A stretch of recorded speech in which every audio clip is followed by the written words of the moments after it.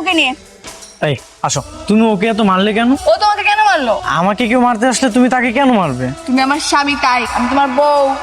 তুমি পাগল হয়েও কতটা টান আমার উপর, আর ও কতটা সুস্থ, তারপরে আমার প্রতি কোনো ভালোবাসাই নেই। থাক, তুমি মন খারাপ করো না। তুমি মন খারাপ বোঝো? বুঝবো না কেন? আমি কি পাগল নাকি? ঠিক আছে, তুই তাহলে থাক, আমি গেলাম। আবার কেউ তোকে মারলে আমি তখন তাকে এসে আবার মারবো। শ্রাবণ, কি হচ্ছে? এরকম মন খারাপ করে দাঁড়িয়ে আছিস কেন? তেমন কিছু না মা। নিশ্চয়ই মিথিলার সাথে কোনো ঝামেলা হচ্ছে। মা, আমার মনে হয় কি মিথিলের সঙ্গে আমার রিলেশনটা বেশি দিন টিকবে না। রিলেশনশিপ টিকবে না কেন? ও আমাকে এখন অনেক ছোট করে কথা বলে, অপমান করে কথা বলে। এখন তো এটা বললে হবে না বাবা। রিলেশনশিপে যাওয়ার আগে এটা ভাবা উচিত ছিল না? আর মিথিলাকে কিন্তু তোর পছন্দ। কি রে, কথা বলিস না কেন? কথা বল। টেনশনে আছে। গতকাল তুমি যে মেয়েটাকে মারলে, ওই মেয়েটাকে আমার মা বলেছিল বাসায় নিয়ে যেতে। আমাকে নিয়ে চল, আমি তোর বউ হবো। তুই না আমার স্বামী। ভালো কথা।